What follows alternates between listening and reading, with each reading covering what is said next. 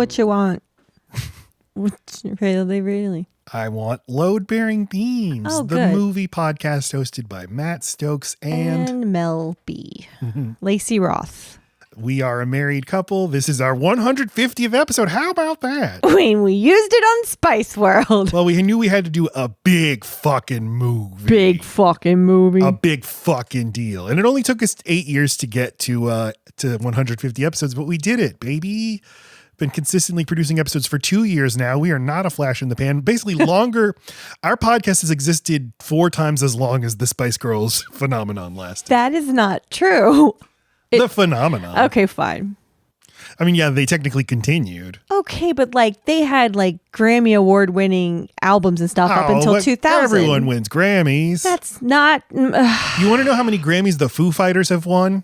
What is that? You know I don't want to talk about them. What does that tell you? I won't talk about them. So, the Spice World, a huge, for some reason, seemed like a big totemic movie, and we watched it, and now here's a podcast about it. Yeah. I'll just say it up at the top. Do it. I said this in my Letterboxd review. You wish it were, it's almost too competently made. You wish it were either much better than it is or a train wreck. Yes. And instead, you're like, oh, okay. It's like, there's some funny jokes. Yeah. That was a movie. And here we are now. It's a movie about outfits walking by. That's what it is.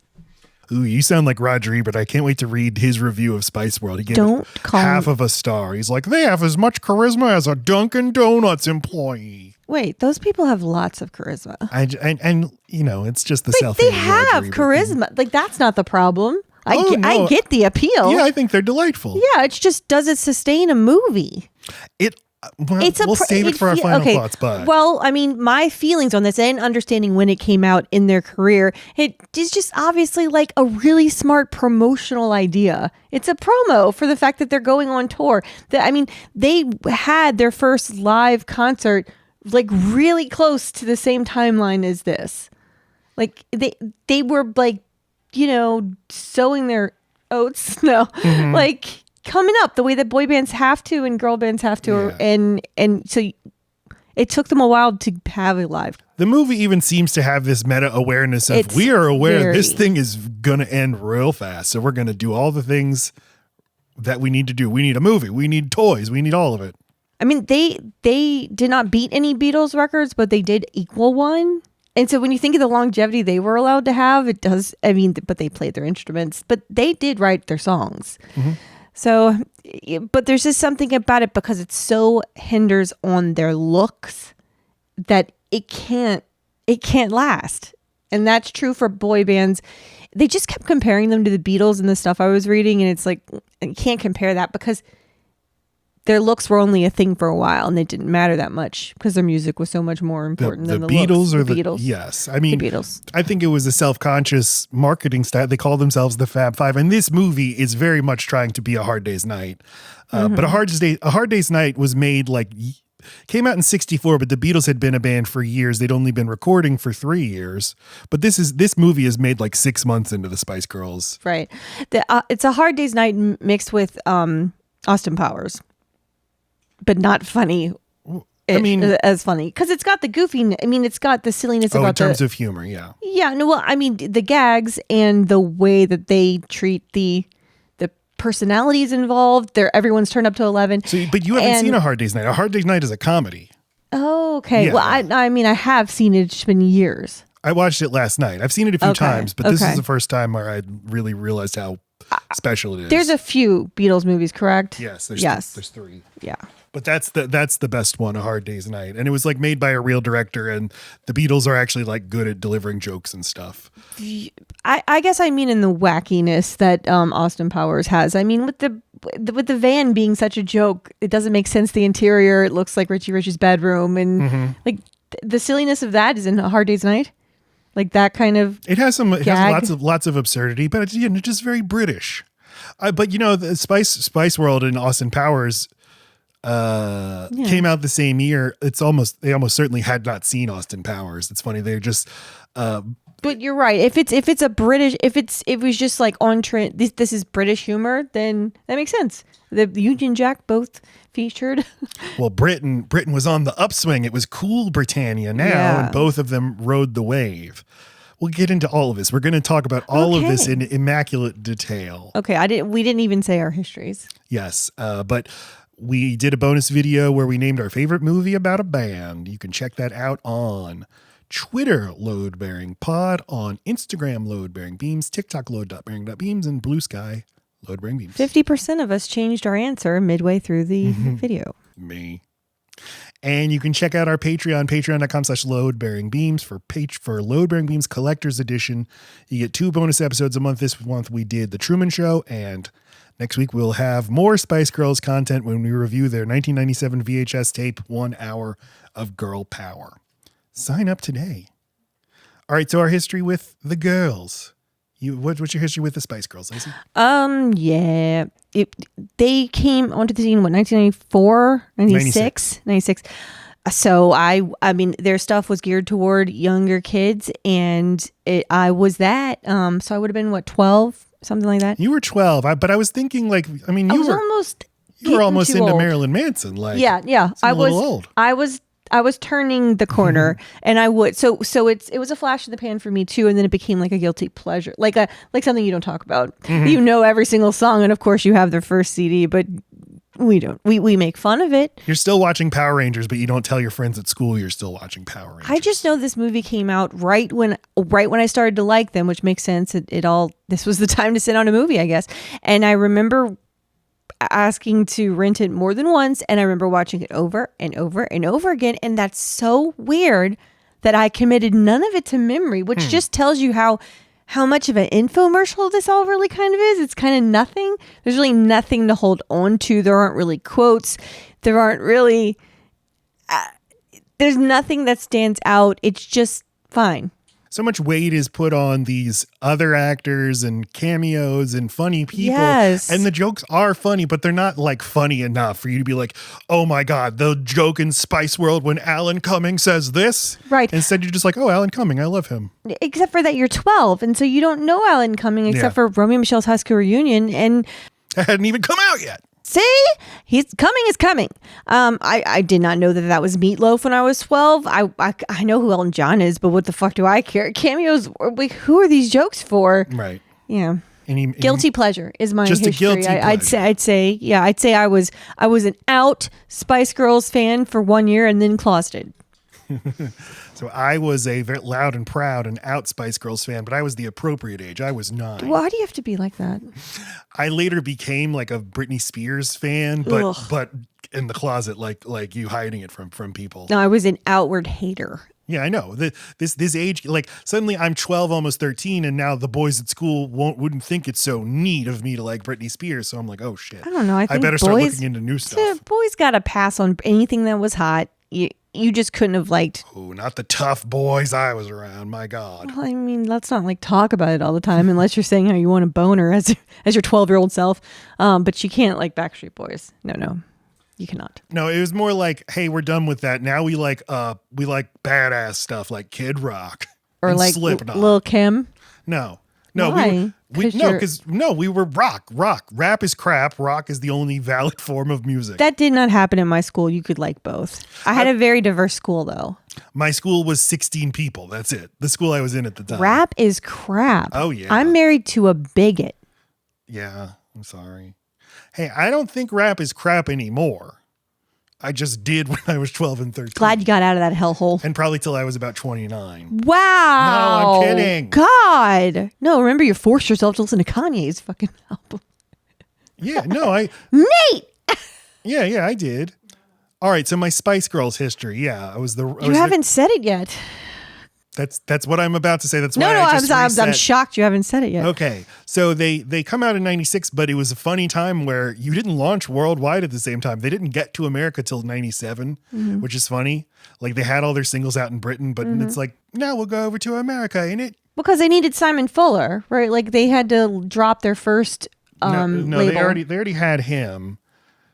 Before they but he's the one who decided they'd have an LA tour. As in the singles weren't even released in America, which used to be like industry practice for some reason. You get more mileage.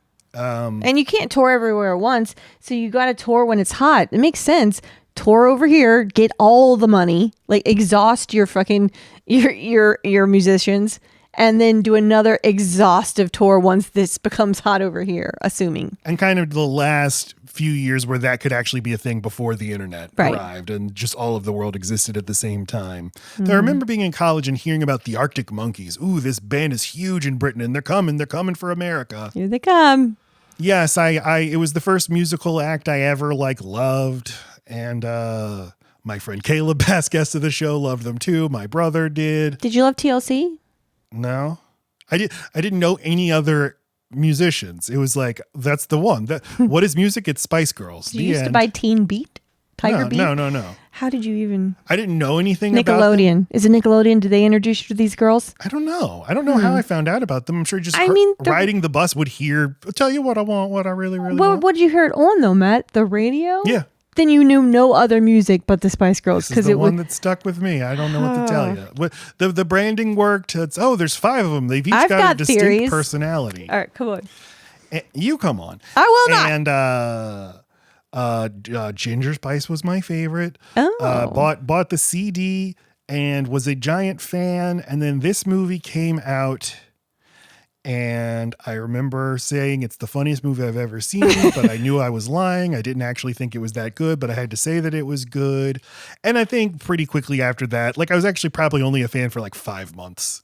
But when you're a kid, that's 10 years. Well, and the idea that music can become part of your identity and sometimes a lot of your identity is that it's so new at that time in your life. And then it becomes duh. Yeah. And, but yeah, I didn't read any magazines or go to websites or anything, knew nothing about them personally. I literally liked the music and liked thinking, but you could they exist. You take the booklet out of the CD and you just devour it. I don't even read, but I read that. Yeah. And if there's pictures, oh. You know what else? I remember for a long time, it was the only album that I knew forward to backward, yeah, the whole album. Right. And later when I got seriously into music and started listening to whole albums, I was like, this is kind of like when I listened to Spice Girls and I even knew the songs like Mama and Naked, not just the 3 singles that start the album. Yeah. Now, it had been truly since the late 90s that you'll hear Wannabe on the radio. I took my son mini golfing a lot last summer, and at the mini golf course where they have a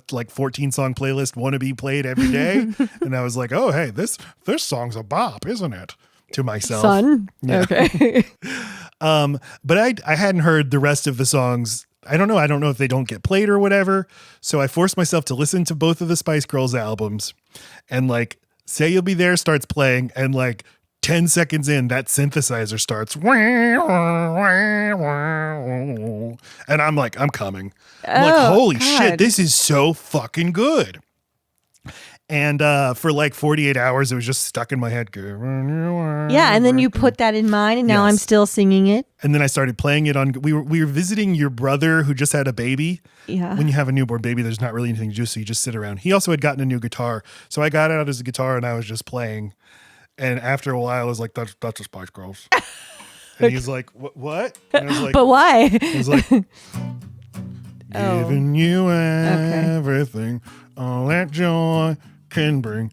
This I swear. And your brother's. This I swear.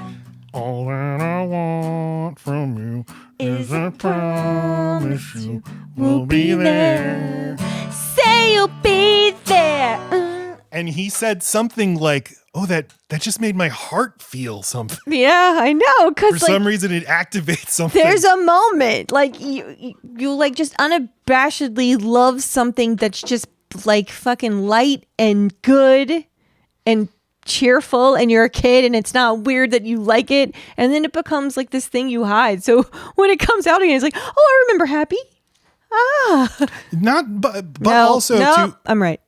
I'm not disagreeing. What? Well, then don't start with no.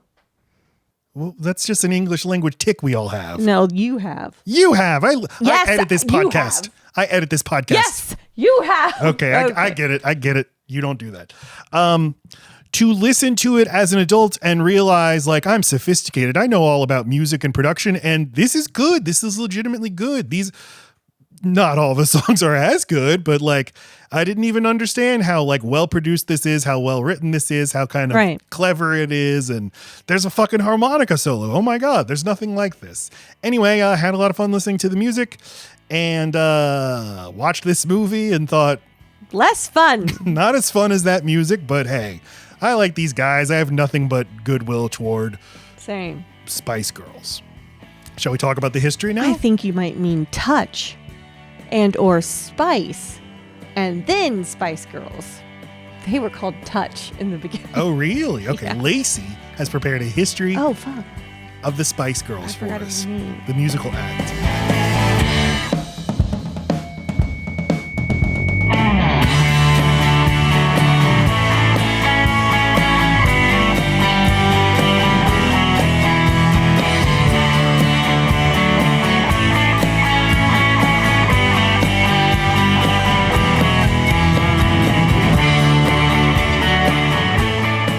I want to ground us, though, first in cool Britannia. Give it up. All right, so with the death of Queen Victoria in 1901, the Victorian era of British history was officially over. Now, the British Empire at this point was at its absolute peak. One of the greatest powers the world had ever seen. The sun never sets on the British Empire, the famous saying went. In practice, of course, this meant that the government in London directly or indirectly held colonial dominion over people all over the world, most notably the billion people on the Indian subcontinent. Now, fast forward to the First World War. Suddenly, a new player has arrived on stage, the United States of America. I know them. Then, Britain emerged victorious after the Second World War, but seriously hobbled, and it had to begin dismantling its empire, decolonizing worldwide, retreating into a more minor position on the world stage. The rest of the century will not be centered on Great Britain. It'll be centered on the United States and on the Soviet Union. But the Western world in particular now revolves around America, especially economically, militarily, and for our purposes here for this discussion, culturally. This was a new thing. Britain doesn't control the world's culture. However, in the 1960s, the immediate aftermath of the war moves into the past, and a youth movement takes hold, centered in London, known as the Swinging 60s, the mod movement. The British exportation of music and fashion, the sexual liberation movement, but it was not to last. Britain entered the doldrums of the 70s and 80s. Margaret Thatcher's government, austerity government, deindustrialized the entire country, privatized all the industries, shifted massive amounts of wealth out of the working class. But we get to the 90s, and things seem like they're turning around, and the Cold War is over. The world's in a relative state of peace, and after 2 decades of conservative rule, we finally have change, or at least the illusion of change, in the figure of Tony Blair, the country's first Labour prime minister since the 70s. And he is, relatively speaking, a young person, and he's a hunk. And so he's also relatively speaking. Yeah. He embodies this feeling that they at the time called cool Britannia, this feeling of optimism, of renewal, of British patriotism and British pride in the fact that people around the world like the shit we make right now. Music, Oasis and Blur, and this house music scene in the London clubs. Movies like Trainspotting and 4 Weddings and a Funeral. Princess Diana is one of the most famous people in the world. And nothing is bigger indeed than the Spice Girls, who, you know, could only have taken over at this specific moment in history when everybody was just ready to celebrate British stuff. And the Spice World movie is very British. I was kind of impressed with how much they allowed a lot of British specificity to be there. But this is the environment that the Spice Girls explode in. So they formed in 1994 because a father and a son put out an ad in a paper looking for something to counter the popular boy bands at the time. Mm-hmm. They 400 girls auditioned and 4 were chosen. Victoria Adams, Melanie Brown, Melanie Coloma, and Michelle Stevenson. 1, 2, 3, 4, yeah. 4. Yes. But Melanie Chisholm? Yeah. Wow, there's 3 Melanies. I'm just now... There's 2 Melanie C's, yeah. That's too many. There's first Melanie C, who got replaced with the second one, who was the one who lasted. Did you want to do this second? Mom, because she couldn't be present because she had tonsillitis. But after, okay, that's why I got confused. After Melanie Coloma was let go, she was replaced with the next Melanie C, and she was let go, I think, because she just wasn't as dedicated, something like that. They moved all the girls into a 3-bedroom house in Berkshire, and they spent most of the entire year of 1994 practicing songs written for them by Bob Heber's longtime associate, John Threxell. Threckle, and who cares? I guess we care. According to Stevenson, the songs were aimed at a very young audience, and none were later used by the Spice Girls. Interesting. Okay, so they just practice being a band and getting harmonic. Harmonic. They had a vocal coach at the time, and dancing, and dance choreographer, and let's see. For some reason, they needed. Sorry, it's just there was so much. There's no way for me to really summarize this without it still being a lot of reading, and I'm not a strong reader. It's a lot, but I think it's a very, very interesting story. Well, for some reason, Emma Burton gets brought on like at 5 months into the situation. I don't know if it's because they needed a 5th member or because someone. I think they just needed 5. Let's see. In 1995, they leave Heart Management because they don't feel like they're listening to their ideas, and so apparently they allegedly stole the master recordings of their discography from the management offices and went on over to Simon Fuller. Now they're called Spice, and they get signed with Virgin Records. By this point, industry buzz around Spice had grown to major recording labels. Well, what's kind of unique here is that the way that like boy and girl bands are put together is they're put together in a very artificial way. Like a manager's like does exactly what happens here. Put out a notice. We want girls. Hundreds of girls audition. They pick the 5. They're like, now you girls are best friends. You go live in a house together, and I control your lives for the next 20 years. And often there's horrible tales of sexual abuse going on among both girl and boy bands. The difference here is these girls actually are talented, become legitimate friends, and then because of this quirk where this management company never signed them to a deal because it's like, we want you to have to work to get the deal. We're doing you a favor by doing all of this for you. And if we give you a deal, that means we really believe in you. But they realize we have something here and say, we're not signing. We're going to go find a real manager. Yeah. And from then on, they're like in charge of their careers. But I thought it was interesting that they fire Simon Fuller and then steal his phone because they wanted all of his contacts and stuff, or that Jerry stole his phone. Jerry, I think, might be the interesting glue in this band that made them maybe a little more stronger, a little bit more. And you can pick up that in the movie. Like she's kind of the voice. She's a little bit more of the badass. And it seems like she stole the. Yeah. And you pointed out, like, how much older is she than the others? She's like 3 years older than the rest. But she just kind of seems like she knows her worth, and she's the most out there with her outfit choices. It seems like what she's wearing, she's picked it out, not like, oh, and she's the least creative fucking nickname. It's like Ginger because you have red hair. So she just got to be whatever she wanted. Yeah. And she decided on Bombshell. Ginger doesn't mean bombshell. Yeah. Simon Fuller is this like powerhouse manager, and later went on to start. I know who he is. I'm explaining to the. Everyone knows who he is from they fucking. Do? Everyone knows Simon from fucking. That's Simon Cowell. Or Cowell. That's Simon Cowell from America's. You have no proof of that. American Idol. But they're not the same fucking guy. No, but this guy also is huge in Britain's Got Talent, in reality show competition programs. That's why. Because Britain's Got Talent, the American Idol is just a knockoff of that. And what America's Got Talent. Mm-hmm. Damn it. Okay, yes. You were so sure. I was like, I don't think people have heard of this guy. I mean, they've heard of him, but not, I think he's the other one. And yes, he very closely managed their career. They were his personal project. This movie he was totally in charge of until they fired him mid-production. Okay. Although his brother is the screenwriter and basically seems like the shadow director of the movie.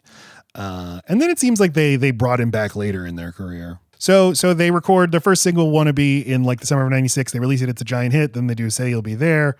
Then they do Two Become One. And then they release their debut album. So the singles precede the album.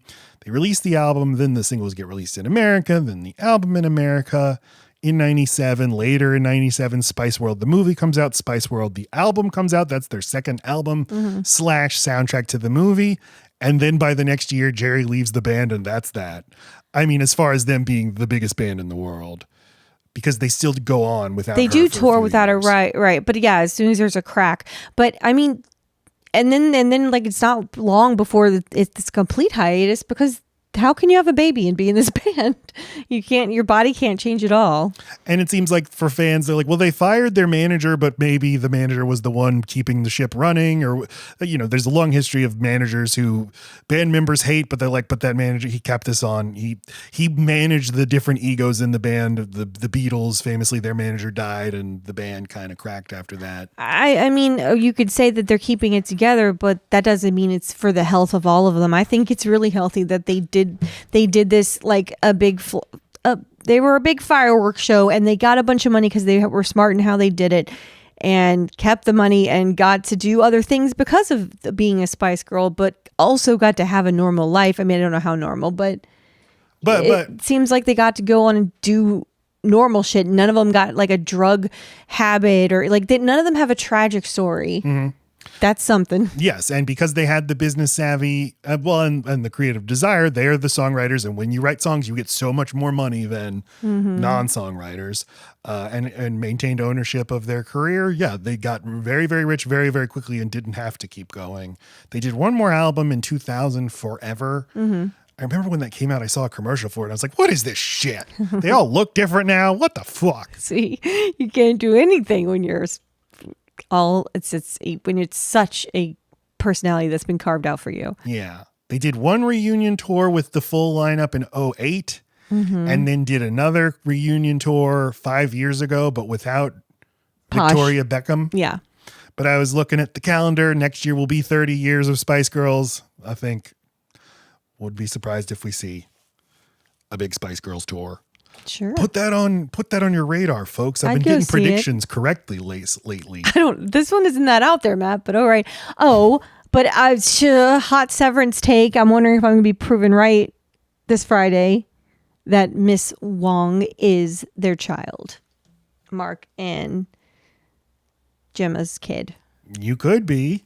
Why this Friday would you be proven right? Because the name of the episode is Attila, and Attila means father. And at the end of the last episode, the last thing that Miss Casey says to his Audi is, Mark S. is a good, and then the next episode's name, father. Okay. All right. Unless Helly's pregnant, in which case that's fun. I like that better. Yeah, you could be right, but that would suck. My least favorite thing about the show is the Gemma thing. I've thought that since the first season. I totally forgot about that part. I'm with you. And when then revisited the show, it's like, I had no memory of this. This kind of sucks. Like, I don't want his wife to be secretly alive. That's... I'm with you.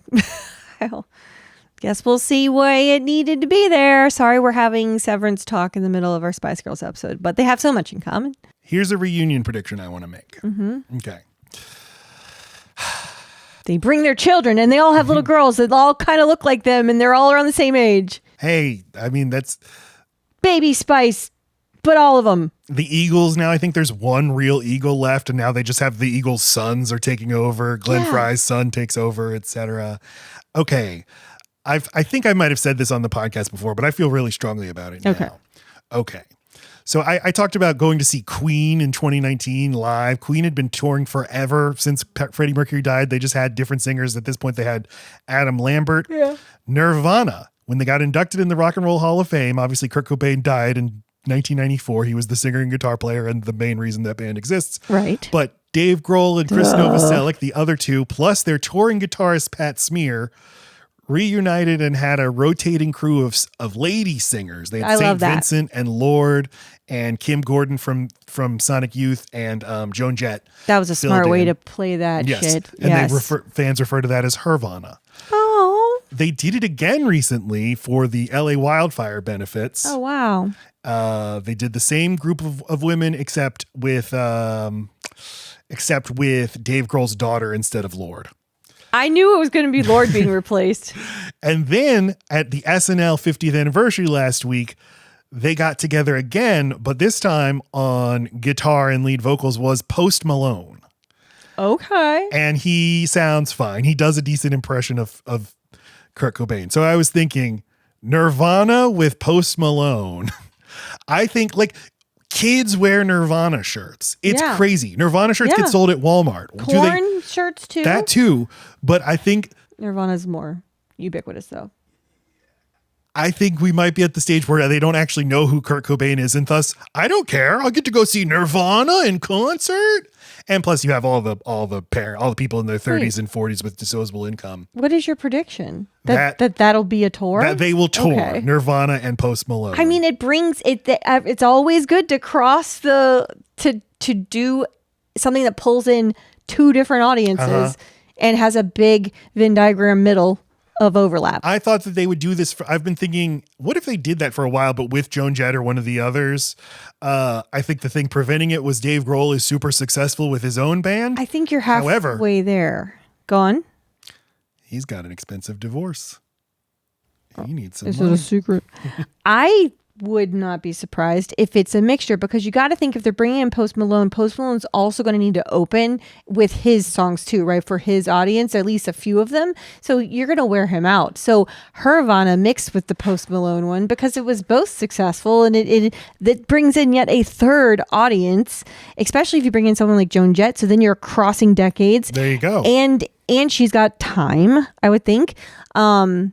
Vincent's kind of doing her own thing. She probably couldn't do it, but what if it's just like her whole Nirvana like festival, but it's all the people who do it, but then St. Vincent gets to play a set of her own shit, Post Malone his own shit, and then they come together.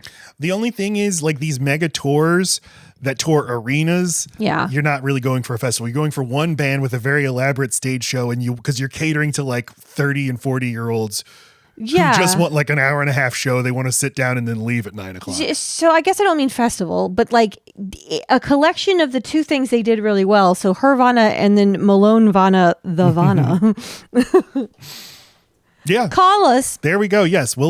I think the other thing that's the hurdle is I think Courtney Love still owns maybe controlling shares of Nirvana or whatever, and maybe she and Dave Grohl have always feuded. I don't know where that stands. Let her do a set. But yeah, let Hole come along too. Fucking like Hole.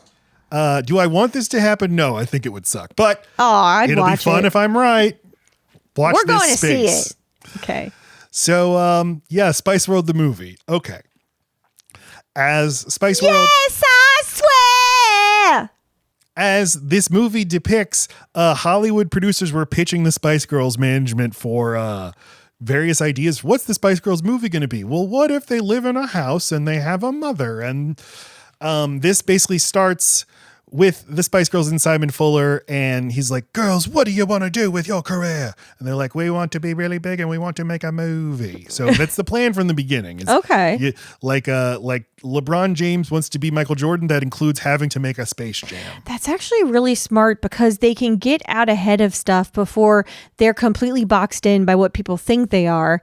And they can give their little quips and say their thoughts on what people have assigned to them, and like buy into the parts they want to, but then expand on where they want to as well. I think that's actually a very smart move for them to get to have their own voice so early on, where performers that don't speak much don't get that. People will decide for you. Yeah. So Simon Fuller's brother, Kim Fuller, was a TV writer who had written for The Tracy Ullman Show and Red Dwarf. Simon told The Telegraph, Kim Fuller told The Telegraph in 2018 in a retrospective on Spice World, quote, Simon was taking them to the States and talking to people in Los Angeles, trying to whip up interest for a movie. Disney signed as an option on them, but when the girls read the script, they didn't like it. I got hold of it. It was conventional Disney fodder. The girls were fictionalized to a certain extent. There was a single mother. One of the girls was supporting an ill relative, and they ended up being globally famous. The girls didn't want to do it. I said I'd write something on spec. Yeah, they absolutely Disney-fied them. We need parent drama because it's a Disney thing. We can't just all be well-adjusted and having a good time in our lives right now, and none of us are a whore, none of us are addicted to anything, and none of us is the bitch. That's what's really refreshing is there's not a mean one. Yeah, no, there's not a mean one. But they still will allow them to be like petty and can tell each other to shut up. But they're friends, and like there are stereotyped, but they don't make. There's no villain. There's no ganging up on anybody. Like that, it's just you don't get to see women like that in movies, in pop culture. Not then. They had to have drama. That's maybe what kind of leaves it a little bit flat in this movie is that there's just not drama. Not really. Nothing they don't overcome because they're such badasses who take over. And the drama never feels real or has any like lingering consequences in the movie. Like, wow, they offended the Pope. Never brought up again. Wow, they had a thing with a boat. Who cares? So Kim Fuller wrote the script, and then he brought on another screenwriter to help, Jamie Curtis. Jamie Curtis said in 2018, quote, Kim had written a script which was called Five. It was very much a TV script and reasonably straighter down the line, as though it was 3 days in the life of the girls, a bit more in that Hard Day's Night sort of vein. Simon had very specific ideas about what he didn't want the film to be. The mandate was bright and big and fun, end quote. So to direct, they hire Bob Spears, who was a veteran British TV comedy director, but he had no experience with feature films. And he has a huge list of TV credits. And I looked at this list of credits and did not recognize a single one of these shows because they're all British shows. Kim Fuller said, quote, we wanted Bob Spears because Bob had done Fawlty Towers. He was a good film director in TV land and he'd done comic strip stuff. We said to him, look, they're not going to learn the lines and they're not going to be diligent about having rehearsals and they're not going to be doing more than a few takes. They've barely acted. They're not actors as such. We got on and he'd let me be on the set. So it seems like they hired this guy because they could push him around. And I would not say this movie's especially well directed, but it's, it's functional. This guy, Bob Spears, he went on to direct the Christina Ricci Doug E. Doug vehicle, That Darn Cat. And then he directed a movie called Kevin of the North and then died in 2008. So he's not like available to give his side of the story. But in another retrospective, the cinematographer on Spice World seemed to blame Bob Spears for like not being out of his depths for being a first time director. And this whole thing got away from him. So they start filming in June 1997. Takes about 2 months. The budget is $25 million. While it's happening, they have a million things going on. The Spice Girls do. And this is just like another one of the things they have to do. Mm-hmm. Oh, today we're shooting for the movie. Okay. But everybody says like they were so professional. Nobody worked harder.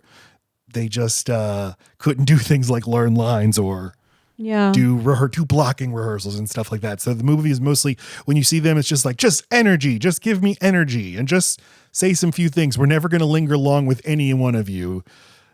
And, they're charming. Yeah. They're fun. And the thing with Jerry, with her knowing things from books, like, I mean, that feels real. That feels like these are really their personalities. Some of it's amplified. I mean, I don't know how much Victoria is actually like that. She actually was my favorite one to watch because she's so like unabashedly doesn't want to do anything. Doesn't want to do anything she doesn't want to do. That is funny. Yeah, she is good. I mean, it's like she knows what she's giving and she gives it. The Jerry thing with the reciting facts, that struck me as the opposite. It's like, we got to give you something. I don't think so. I think that she's I mean, I read her as the powerhouse of it. Like, I mean, I know Sporty Spice comes off as like Scary and Sporty can kind of come off as though wearing pants and like maybe would be the tough ones, but I definitely view Jerry as the mouth and the one that's got the sense of justice, and then Scary is by backing her up, and then the rest follow. Victoria, the straggler, because she's in heels and doesn't care that much. So they would film for hours and hours during the day, and then went to their mobile studio to record their album at night. Like the movie ends with them performing Spice Up Your Life, and in reality they wrote that song one day before they filmed the scene. I love that song. Well, it's got problems. As we turned to each other last night when one line came across and we're like, oh, Yellow my Man and Timbuktu. God. So this movie gets released in 1997, December 26, 1997. A 10-year-old Matt sees it in theaters, gets a little boner, and gives the movie a thumbs up. But reviews are vicious. Here's Roger Ebert's half-star review. Quote, the Spice Girls are easier to tell apart than the Teenage Mutant Ninja Turtles, but that is small consolation. What can you say about five women whose principal distinguishing characteristic is that they have different names? They occupy Spice Girl as if they were watching it. They're so detached, they can't even successfully lip sync their own songs. During a rehearsal scene, the director tells them with such truth that we may be hearing a secret message from the screenwriter. That was absolutely perfect without being actually any good. Spice World is obviously intended as a ripoff of A Hard Day's Night, which gave the Beatles to the movies. They should have ripped off more, everything they could get their hands on. The movie is a day in the life of musical group that has become an overnight success, and we see them rehearse, perform, hang out together, and deal with such desperately contrived supporting characters as a trash newspaper editor, a paparazzi, and a manipulative manager. All of these elements are inspired in one way or another by A Hard Day's Night. The huge difference, of course, is that the Beatles were talented. While, let's face it, the Spice Girls could be duplicated by any 5 women under the age of 30 standing in line at Dunkin' Donuts. He can eat shit. That's so fucking sexist. I no. These girls auditioned for out of 400 girls and were picked. I know they weren't picked for this to act, but they have fucking don't make me stand up for this movie. Charisma and personality and like a voice, and the one that's quiet, like she uses it as her thing. Like that's fucking cool. And like for Sporty Spice to signal gay and or just to be that tomboy, that's a big fucking deal. People weren't doing that. White people weren't. I agree that the Beatles are better, but yes, sure. I'm more on your yes. I think they're great. I think the Beatles got to do it after having been together way longer and getting more footing underneath them. They'd been practicing forever. If the Spice Girls had had more time, maybe they could have been as good. You're right. I think so. And they're asking them to do, now that I understand what they were doing, like they're just like, this is one thing on my schedule today, pretend to be in this other place in this movie. Man, fuck that. All it really was supposed to be was like, get a little bit more of us. We can tell you a little bit more about our personality. Look, we're fun. We actually are that. And that's all it's set out to do. I mean, having watched A Hard Day's Night, I can see where he's coming from in that if the director of Spice World is like, we're going to try to do an homage to A Hard Day's Night, but they're not going to. I think it's this works. We'll do that. There's a lot of there's like the scene where they answer questions from the reporters and stuff. There's like a lot of one-to-ones. Mm-hmm. If you're going to lean into it, maybe you need to work harder to understand what made A Hard Day's Night so great. And that probably also means you need an actually good director. Richard Lester was a great director. Bob Spears was not. But it is incredible. I just watched A Hard Day's Night. It's like they're so good at acting. It's crazy. They're so great at delivering jokes. And the Spice Girls are not. Well, but maybe the person directing them insisted that they do a few dozen takes where it was known up front, like, don't ask them to do a lot. Yeah. Which that's what makes me feel like, yeah, that was a framework for what they were going to do. And if there's a 1-to-1, then it's because that was easy. This all seems like it was meant to be very disposable and just to resonate with who it was meant to resonate with. And it was clearly enough. It made money, and it did what it was supposed to do. It made super fans out of big fans. And it was always going to be short-lived, and it was not taking itself seriously. So why spend a ton of time on something if the world's not going to take you seriously? The Beatles were already fucking taken seriously. The Beatles have a place forever. But one of the miracles about the Beatles is that on top of everything else, they also made an all-time great movie. That's crazy. In addition to being the greatest musical act of the 20th century, they made a great movie. That's like probably too ambitious to do. And I'm sure their schedule was carved out to do that. And they were given the proper backup of credible directors, and I'm just saying I don't think the resources were spent on that in that way for the Spice Girls. I think it was on wardrobe and the bus.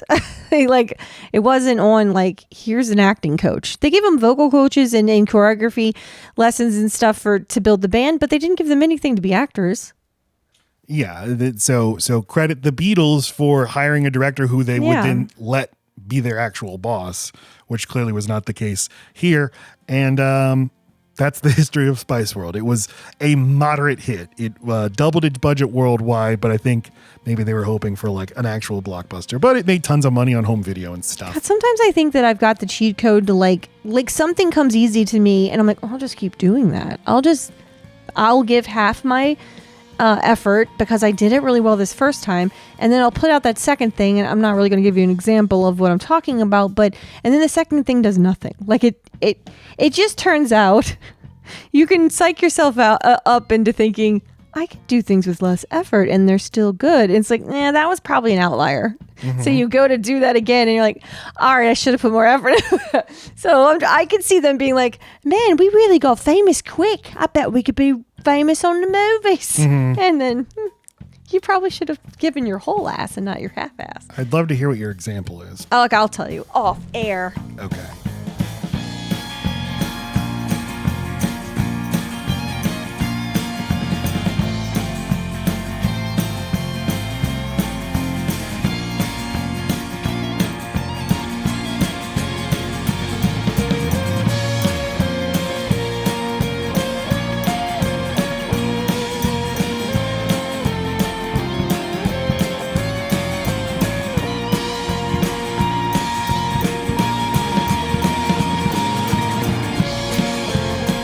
So the movie opens with them playing Too Much on Top of the Pops. Each Spice Girl gets a title card. It is funny that it's like, you see the name Mel B, Mel C. They give all of them, and then Richard E. Grant, Alan Cumming in Spice World. It's funny that you remember this movie just opening up with, I'll tell you what I want, what I really, but it opens with their slow ballad. They're performing this on Top of the Pops. In the crowd, we see Alan Cumming as the documentarian who's working on a movie about them. This is one of so many threads going on in this movie. You have the documentary, the manager, the Roger Moore, the paparazzi, the movie producers. We're trying to get a movie made, but we're already having a documentary made. But it sounds like that is what they did. I mean, they have 1 hour of girl power. What is that? Is it a documentary of them on tour? Yeah, it's like a DVD special feature, but yeah. Right. So it just sounds like they're like, no, this feels chaotic because this is our life. And on top of that, we've got friends who are like going into the phase of their lives where they're having kids and like doing normal things that young 20s do. And we're also trying to keep up with them. I think the chaos is intentional. Okay, but I love Alan Cumming, but I would say you could remove him from the movie and the movie would not change one iota. Completely. And not in a, like, he doesn't affect the plot. I mean, he just makes no impact whatsoever. Richard E. Grant plays their manager, Clifford, though. He is very, very funny. He's so funny. He's what makes the movie work. And he is escorting them to their bus and they're bantering and he's like, oh, you Spice Girls, oh. And they're like, oh, Clifford, you love us. And he's like, yeah, I love you like a wildebeest loves 5 lionesses chewing on his legs. Oh, sounds nice. And then they run into Elton John. The whole point of Elton John showing up is like, hey, it's Elton John. I take all the cameos out. At least Meatloaf is a good actor. So like, I'm okay with him driving the bus. I just don't need the like wink and the nod of like, that's my song lyric. It's just be in the movie. It's already funny that you're in the movie. Just stop breaking the fourth wall. The joke should not just be, look, it's a cameo. It should be like Meatloaf. It's not that funny, but at least he makes a joke. Yeah, right. Well, and at least he has a role. If it like Elton John only had time to like walk by and give them a hug, then just don't use them. Right. Well, like Elvis Costello appears, but his appearance is in service of a joke. That's funny. Right. And it's like if Elton John, all he could do is it'd be much funnier if he just took the 5 minutes to like take their ticket at like, if he was just the person taking tickets at the concert, something really beneath him really quick. It's just funny. It's an Easter egg. That would be funny. And he could be wearing all the studded things and glasses and fully Elton and just be like, ticket, mate, and then move on. But it's like he put it in the writer that they have to celebrate me, kiss me, and slap me on the ass. But maybe the point is like he, as this avatar of like British fame, is like, I'm acknowledging you, my Spice Girls. And that is how I took it. So the Spice Girls go outside to walk to their bus, but first have to pass a mob of children. But they're good people. They sign as many autographs as they can, and gosh, they'd love to sign all of them. So they're leaving Top of the Pops. This is what was confusing to me, that they're about to do their first live concert. And I'm like, what were they just fucking doing? No. The movie doesn't sell you at all on why it's a big deal that they're playing at the Albert Hall, but it's just like, hey, it's a historic venue. Okay. And that's what this movie's building to? Yes. Like get them to the Greek? Yeah, it's not actually their first concert. They've done... That's not what the movie's saying. It's just... For some reason, this concert's very important. It is confusing. It's like you already seem like a girl band that's been around for a minute that's got a ton of fans. What the fuck you been doing? Birthday parties? Yeah, and whenever they're like, we have to prepare. Well, I'm so scared of the concert. Why? Why? All you're the Jackson 5. All you've done since you've met is prepare. I've been watching this movie for 90 minutes and have seen you do nothing but play concerts. I don't know. I think it says, I'm not a Londoner, but I think the Albert Hall is a big deal. There you go. And also this concert will be going out live all over the world. So yeah, if they could have explained a little bit better, like, hey, there's still a separation. You make it big here and then you branch out, and the United States is the logical next step. So like, this is a big deal because we're breaking into the United States market. That would have been a smart thing to do because it would have made me feel seen as a kid. Like, hey, come on over here. I say yes, I approve. Yeah. I like that. I like that they contain it and they make it about very British stuff. Oh, so that's fine too. But like, you're right. I mean, this is where the good directing could have come in. Just at least let us understand why there's tension. Sell me on the stakes. Yes. So they go onto their Spice Girls bus, and this bus is divided into 5 little areas, each matching their personalities. Sporty Spice, she lifts weights. Posh Spice, she tries on dresses. Has a mirror. Ginger Spice reads a horoscope. But by the way, she reads. I think she's the intellectual. She's smart, but she's reading a horoscope. Yeah, I think they probably okay, don't be too smart. Start with the stupidest kind of thing. But what is even not just in this movie, what is Scary Spice's being supposed to be? Scary Spice was named that because she is the most in your face, the most vocal. She likes to fuck with people whenever they're being interviewed. Like, she's the one that'll touch you. She's the one that'll get it. Look, this, you have an opinion. Like, that's why I think she comes off as the Ginger, but I think behind closed doors, Ginger is the mouthpiece for the girls. Scary's just kind of a spectacle. She's fun. She has she wears cheetahs. She does her hair in a really kitschy way. Like, she's more theater. She's more of a performer. And because of that, she's scary. It's a stupid fucking nickname. They didn't give themselves nicknames. Baby Spice. That sounds disgusting. I wouldn't put anything in my coffee called Baby. They're not good or at least the only one of these, you would want attributes that sort of represent, there's 5 types of women, like how there's Fashion Spice, fashionista Spice, at least be something more than I'm just posh. But at least if you're Sporty Spice, you're I'm a sporty person myself, or I'm a tomboy, or I'm gay or whatever. That one makes the most sense. Yes, that's the one that makes sense. The rest and Posh Spice makes a little sense. I like fine things. Fine, but she's mainly into fashion, and Victoria Beckham is a fashion icon and always has been since this time, since here.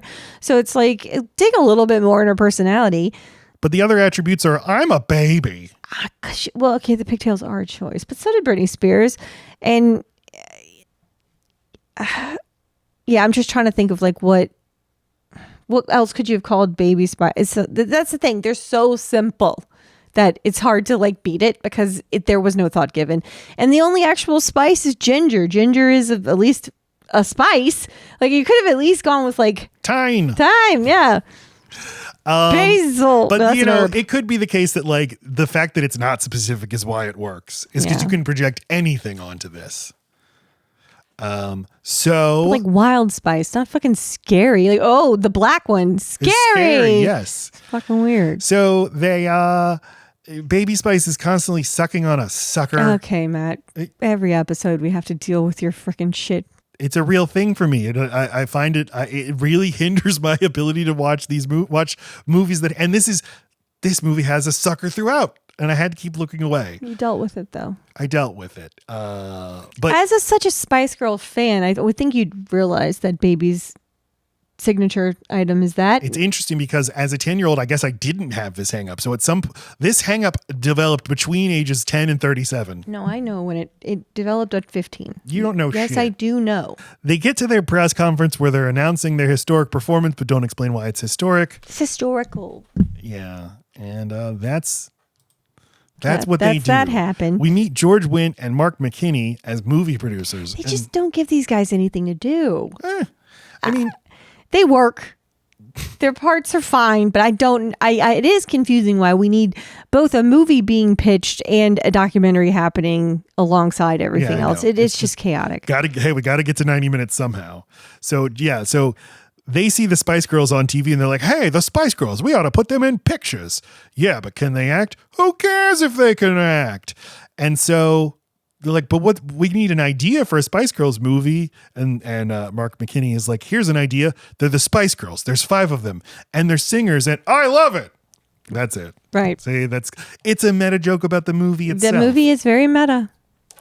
Including with here, we meet Roger Moore as the chief, an unspecified man of authority who is some kind of boss of the Spice Girls in his evil lair. Now here, Lacey is the joke. Roger Moore played James Bond, yes, and his villains would have an evil lair where they pet a cat. But now he's doing it himself. What? I know because I've seen Austin Powers. And he does a lot of very confusing, like fake Confucian quotes. He's like, so I wrote one down. Remember that now is the dangerous time. They've had a lot of success very quickly, so get ready for the backlash. When the speeding melon hits the wall, it's Christmas for the crows. Oh, that actually makes sense. Oh, okay. Yeah. And so Richard E. Grant is like, okay, yeah. I don't want a backlash. Do you want me to go after the paparazzi chief? I could stir things up. And as Roger Moore does this, he is shaking a mixed drink and he says, there's no need to stir. Get it? Yeah, yes, Matt. We get them rehearsing Say You'll Be There. And this is a nice trick the movie has of, here's how we can play for time. Have them sing. Have them do a song. They do the entire fucking album. Or a mixture of the two, I guess. And like to do something, to make something out of other than just watching them perform, they interject the documentary crew who are like probably having the same questions the filmmakers are having. Like, so what do we do here? What am I doing? We're just watching them sing now. Yeah. But this all gets interrupted when their best friend arrives, Nicola. They've managed to make a friend while being, this is confusing because it's like, you guys are all new friends. So how do you all have a best friend that's shared? Like, was she in the house?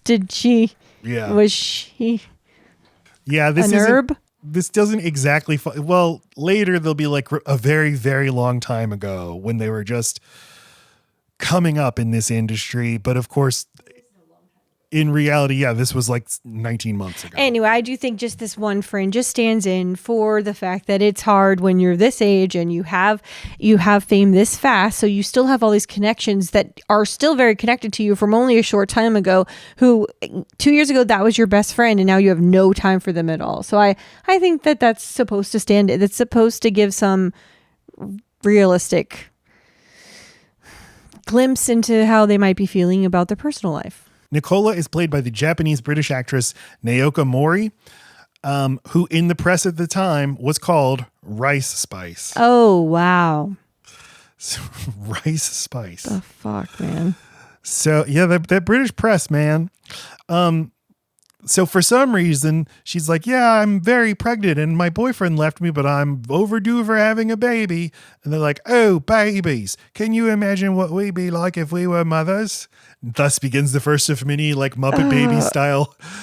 Imagine this cutaways. We get a fantasy sequence. They're all moms and they all have lots of kids, but live in a house together. And just really relate to Sporty Spice because in every time they get a chance to, she has to play the heel. Like she's the most embarrassing one in that cutaway where she's on her exercise bike and she's bigger than the others and she's sweaty and whatever.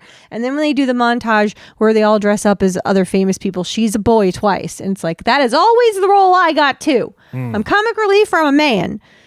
Everyone else gets to be sexy. You're sexy. Whatever. And it's kind of because you're a man. Oh. I was watching a Spice Girls concert from 2019 that's just available in its entirety on YouTube. The first comment I saw was Sporty Spice's back must hurt from carrying the band all the way since 1996. Yeah, no shit. And you don't think of her as the pretty one because of the way she dresses, but she's very pretty. Yes. Pretty. Very, like, I'd say number 2 on the pretty charts. Yes, and I don't even know who number 1 is. And famously, she's the one who can sing. Whenever there's a real singing, I know you know. Whenever there's real singing on any of the songs, it's her. When she belts out things, and then you start to notice, oh, they do this in every song. Every single song. But they do give everybody else something to do. But then Scary Spice is the second best, Ginger's in the middle, and then you've got Baby and Posh is the worst. I was impressed listening to their music they don't have a lead singer and 5 is a hard number to divide up equally, but they managed to do it. Everybody gets 20% of each song. Well, and they all have they've really focused and worked on being really good at harmonizing. They all can take on each role that the other one does at any time if they need to. The only one that they can't really replace is Sporty, and that's why they gave her the least to do, but the most impactful parts of the song. She gets the least time, but it's the most memorable moments. But when I was a kid and obsessed with this, it never occurred to me that they weren't all singing at the same time. It was just, I know there's 5 of them, but it's just like one singer, really. Did you not see a music video? I don't know. It just I didn't think of things like that. Most of the time they are all singing at the same time. Maybe that's why. No, but it's like, it never occurred to me that there are different people who sing different parts. That's just one voice, not all of them at once. Yeah. So we go to meet the paparazzi. Ew. And, we have Kevin McMaxford is the editor of this tabloid rag, The Daily Event. And he's like, why do I keep saying Spice Girls on the cover of my paper? And his little lieutenant's like, but you told us to print that story. And he's like, yeah, I know, but we need a new angle. Who cares if the Spice Girls get to #1 again? Who cares if they climb to the top of Mount Everest on an ostrich? Or even if they find a cure for deja vu? And then the other guy says, not me. They do it again. Don't matter. We're really going line for line on this fucking scene. I just wanted to say, but it's the exact same footage. They don't even have the actors repeat the line. Yeah. They literally just use the footage over again. But also, I mean, that's a kind of funny joke, but cure for deja vu, is that really a problem we have in society? That's also supposed to be funny. So he's like, okay, the way this works is we build these acts up and then we need to tear them down. We've now entered the tear them down section of the cycle. So Spice Girls live show canceled, Spice Girls fall out, Spice Girls split up. But how are we going to do it? And then all of a sudden this new evil guy shows up, Damien. The guy from Charlie and the Chocolate Factory. He's Slugworth, yeah. Mm-hmm. And they're like, hey, how do we know you're any good, pal? And he's like, well, here's you at 7:45 this morning picking your nose. And here's you behind the bike shed with Eileen Winters when you were 12. And she says, he's good. And then he disappears. He's really good. We get a scene of some movie pitches, and it's just like George Wendt and Mark McKinney are just pitching to the manager, to Clifford, to Richard E. Grant. And this is just like a parody of the kinds of ideas Disney had for a Spice Girls movie. They're like, the Melanie C could be an Olympic ski jumper. So now this is when they have some conversation about how they feel about how they've been classified, their names and stuff, and they do a little fashion montage of them all dressed as each other. It's okay. This picture is fucking with me. It is very jarring to see them all wearing each other's hair and outfits. There's also a montage of like them dressed as different famous people, right? Because they're like, this is a fashion movie, guys. Like, this is definitely a reason I would have liked it, and why I like Clueless and Jawbreaker and other movies, Romeo and Michelle High School Reunion. Like, the outfits are a big part of why this works for me. Mm-hmm. The reason they're like, I'm tired. I feel very stifled by my moniker. So now let me try something else on for size. I'll be Marilyn Monroe. I'll be Sandy from Greece. It's Rita Hayworth or whatever. Mm-hmm. And then eventually they just start dressing like each other. Now, did you notice who the photographer is? I don't remember. It's Dominic West McNulty from The Wire. Isn't that something? Oh, yeah. Yes. Okay. I knew that I knew him when I saw him, but I didn't know who he was. They have to go to this publicity party, and their friend Nicola is there, and she's like, will you be all 5 of you be the godmother to my baby? Cash grab. One of them is like, do godmothers get stretch marks? They start like asking them questions, like in A Hard Day's Night. Like in A Hard Day's Night, there's this famous scene where they're just accosted by reporters, and every question they just give them a sarcastic asshole response. Mm-hmm. And they're doing it here. What do you think of boys? I think you should be able to order them like a pizza. But you do like boys, don't you, Jerry? Is the Pope a Catholic? Right. And then immediately this turns into a tabloid scandal. The Spice Girls insult the Pope or whatever. They brought him up. But this too is a Beatles reference to the Beatles are bigger than Jesus. So Clifford, their manager, is like, here we go. The backlash has started. So he calls Roger Moore for advice. The running joke of the movie is every time he calls Roger Moore for advice, not only does he say a nonsense quote, he doesn't help at all, but he keeps calling. And he's petting a different animal. Yes, like now he's petting a bunny. A fucking bunny. Oh, callback. So they fly to Milan, where they're filming some sort of number where they're carrying Gary Glitter's song, I'm the leader of the gang I am. And Gary Glitter had a cameo in this sequence, but it was deleted because after production of this movie, Gary Glitter was arrested for possessing massive amounts of child pornography. And he has been in and out of prison ever since. Why out? Maybe just in. He'd all right, you served your sentence. You're reformed now. Yes, I'm very reformed. I am. Yes, I'm the leader of the gang. I am. And then just does it again. Okay. So they're like singing, and then a bunch of men in tiny shorts and sailor hats start dancing around behind them, and they're like, what's going on? Like, no, this is not us. We're not a beefcake show. We won't do it. It was interesting to see the Spice Girls in terms of like just a few years later, how sexualized Britney Spears and her generation of girl singers were, and the Spice Girls kind of were, they didn't need it. And we're like moderately sex positive. There's no love interest. It's awesome. There's not even any flirting. It's very unique that way, that there's 5 hot girls, and I don't even think anyone says, wow, you guys are pretty. Like, no one even sexualizes them that way.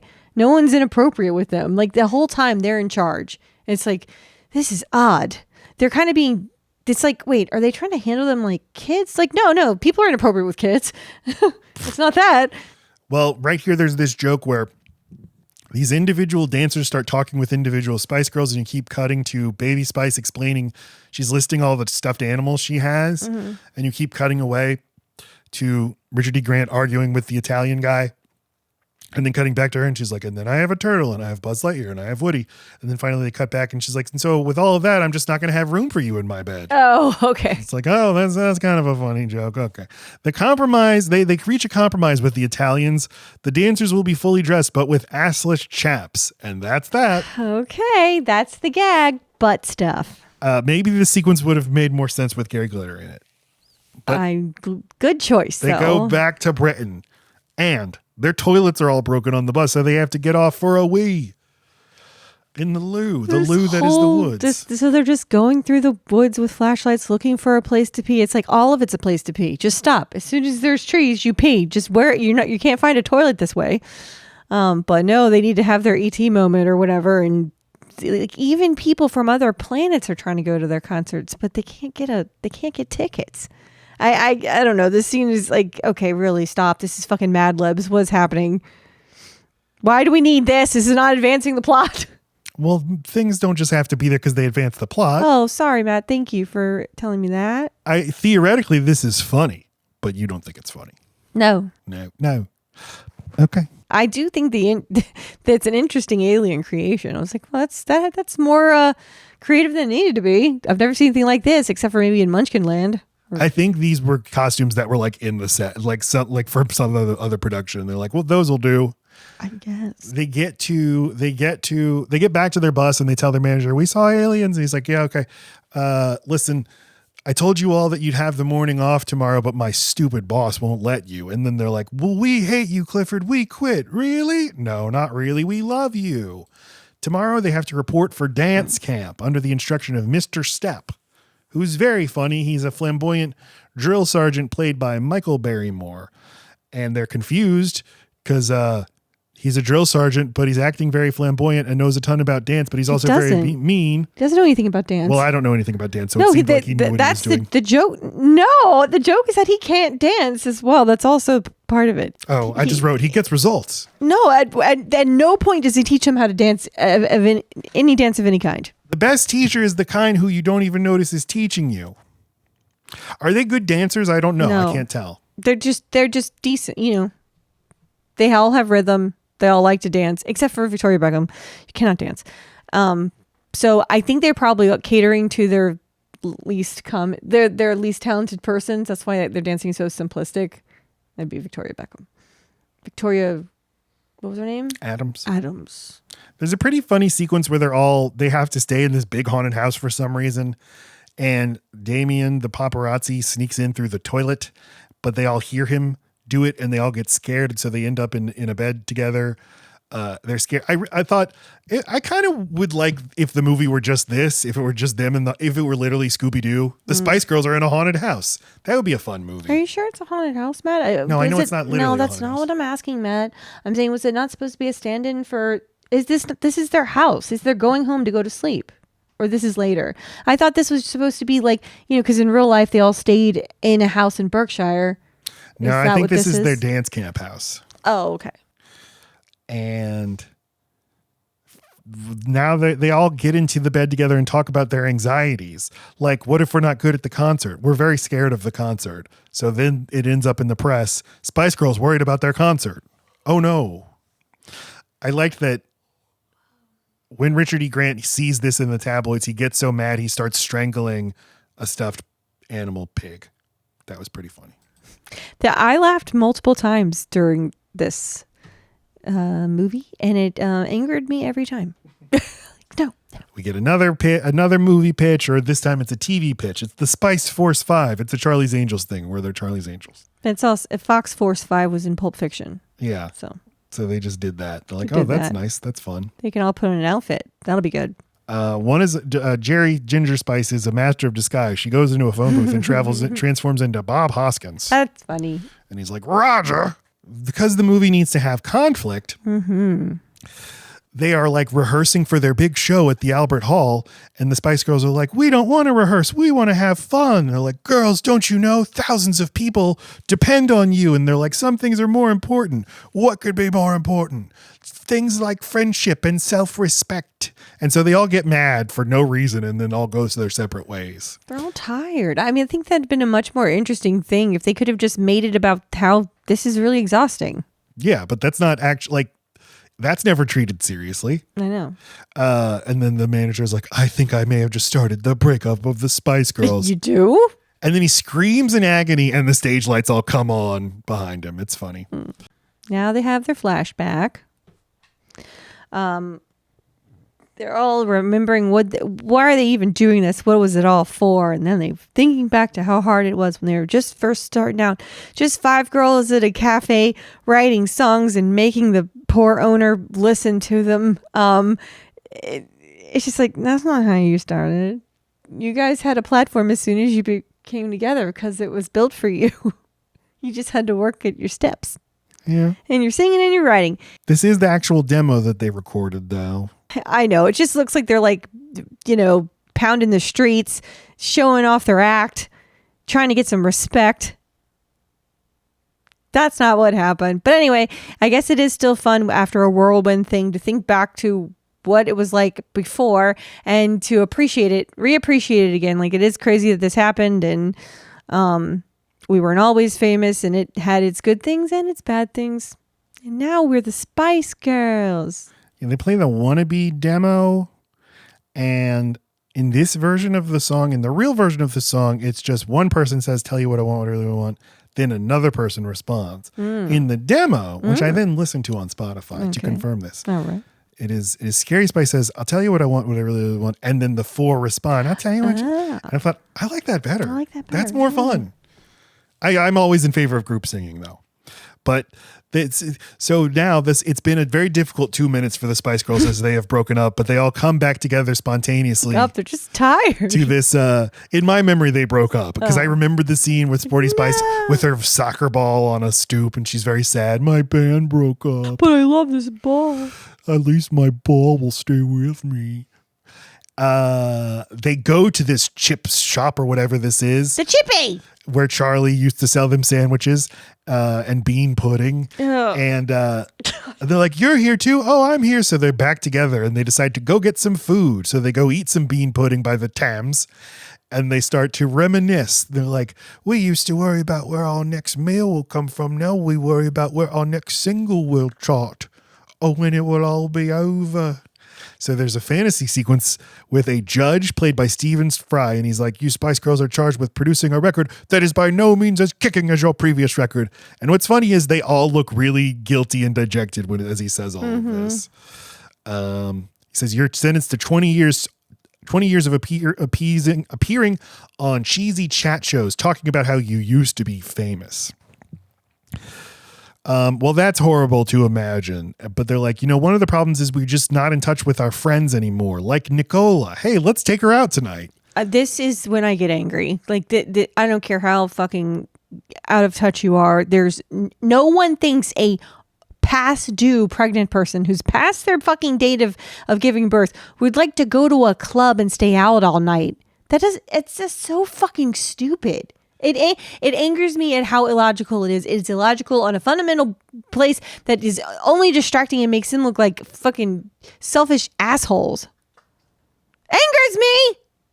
It's not funny. It's not. I would say that's supposed to be the joke, but yeah, it's not played like that's the joke, right? And then their poor little friends like, no, y'all go have fun or not. They just want to put them at a nightclub, and each of them take turns looking at her, going, "That is for you." Again, it is not just that she's pregnant; is that she is like a week past her due date. Right, like you in can't pain. be more pregnant. Yeah. And the most tired you could imagine being, except for like right after you give birth. So a nightclub all night long. What the fuck? But the Spice Girls are having fun dancing at this club. Now, in reality, they would have been like literally molested by a mob of people if they went out into a club, but they're just allowed to dance in the club. And this club is playing their song, which like, I don't know shit about dance music, but I think the like London club scene would not have been playing Spice Girls songs. Oh, really? Yeah. There is that funny moment where Clifford and his associate Deborah meet at a bar and they're like, oh, fame's a bitch. Fame is such a fickle thing. And then the bartender takes their order and it's Elvis Costello. And this lady Deborah says, wait a minute. And Elvis Costello says, yes. And she's like, could you make me a double? Someone recognized me. So Meatloaf drives them to the hospital because their friend Nicola has gone into labor at the dance club. Can you imagine? Who could have seen that? And this labor, it lasts a long time. And they have to go to their concert at the Royal Albert Hall, but they refuse to leave their poor lonely friend. And as they wait, another family in the hospital is like, hey, Spice Girls. Hey, yeah, my name's David. Come see for a minute. My son is in a coma. Could you go talk to him? My son is unconscious. Thank you, Lacey. Well, that's different. My son is unconscious. He's in the emergency room unconscious, not he's been in a coma. Could you go talk to him? They're like, yeah, sure. So they go and they're like, hello, little unconscious boy. I don't know what to do. Should I take my top off? And then he opens his eyes. Hubba hubba. Yep. They keep getting phone calls from their manager saying, please come to the concert. Please don't be broken up. Please come to the concert. They're like, we're not coming until there's a baby. And this is about friendship and girl power.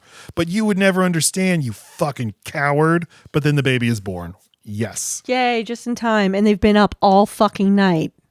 That's the perfect way to do a concert. So George Wendt and his producing pal, they have more pitches now for Clifford. And they start narrating things that can happen in the movie. And as they narrate them, the things start to happen in the movie. Like, for example, they come in contact with the evil paparazzi guy, but the power of girl power wins him over. And as George Wendt says, there won't be a dry seat in the house. I'm wet already. They get into their bus, but Meatloaf isn't there, so Victoria drives, and it's a bus chase through Trafalgar Square, past Buckingham Palace. They wave at the Queen. Hey, William. Hi, Charlie. But suddenly they get onto the roof for some reason and then fall back down. Then they hit the Tower Bridge, but it's going up, so they have to make a jump like Speed. It's a funny gag. It is a funny gag. They say they don't have the budget, so they show sounds expensive. Just a car and a fake bridge, and it's funny. It's a toy. And just when you think that they're all safe, they discover the bomb. Why a bomb? Fucking never mind. Okay. They get to the concert in time. Yay, but they don't burst through the door like you think they're going to, but then they do. Because they've been detained by a copper.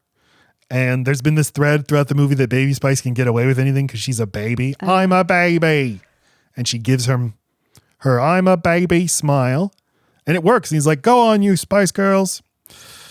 Yay. So there's just one more joke that I really like. Richard E. Grant, before the Spice Girls have triumphantly returned, he's like, fuck, I killed the Spice Girls. I ruined everything. Okay, here's the plan. We're going to turn off the house lights. The fog machines start.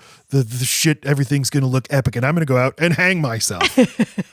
But then, that's a dark joke for a kid's movie.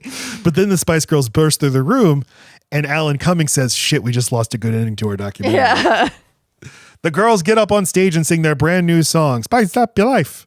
And everyone's dancing. The producers, the manager, the copper. The aliens. The aliens, yes. Meatloaf, Roger Moore, that's all happening. That's the movie. That's Spice World. They did it, everyone. They did it. I think they're going to be okay for another year and a half. Not even that. They had 9 months. They had 6 months maybe left. Okay.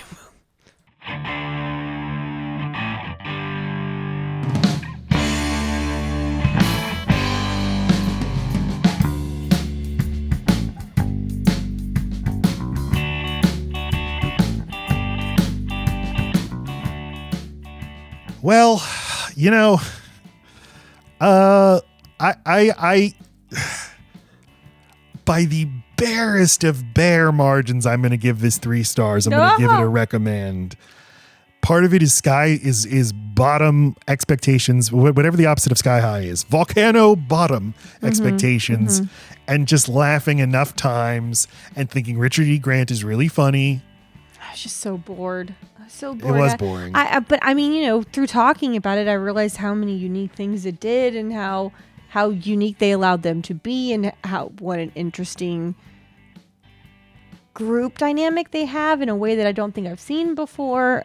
But it's not enough to entertain me for an hour and a half. Like, my evaluation is just like, of all universes where the Spice Girls make a movie, it's like, yeah, I mean, this might be as good as you could possibly expect to make a movie in 2 months with non-professional actors and in the midst of also doing all the other things. Yeah. Like, you made a surprisingly functional and funny movie. Yeah, but like no one asked you to do it, so like it didn't have to exist.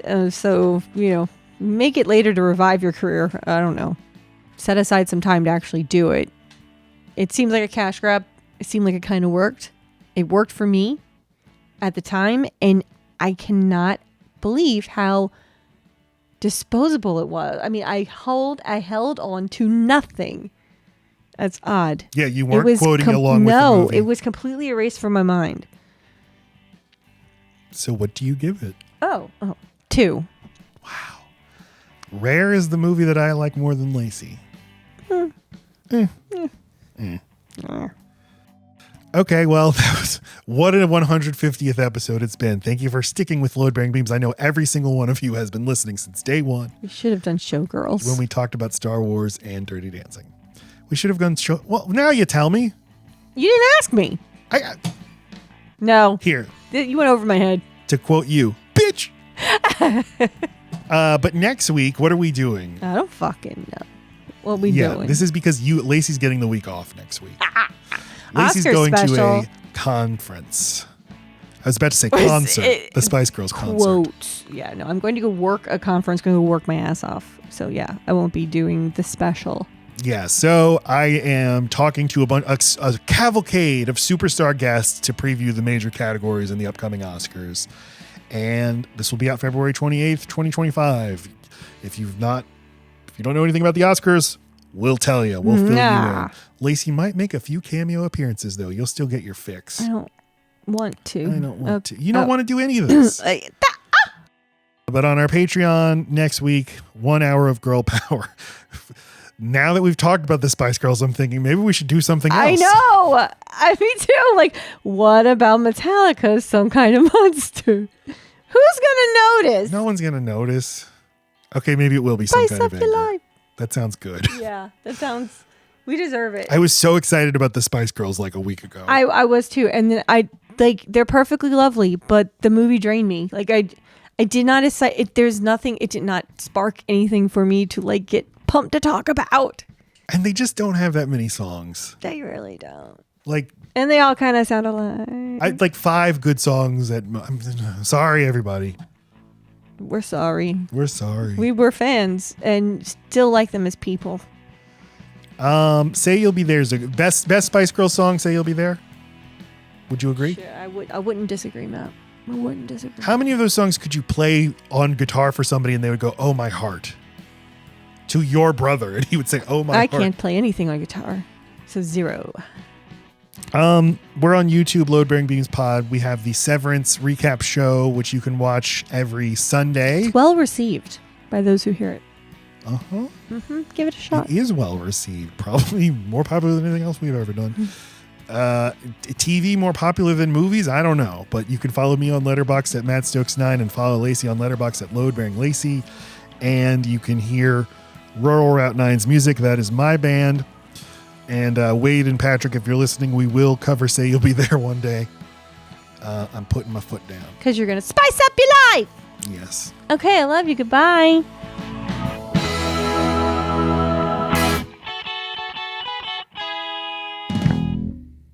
Three, 4.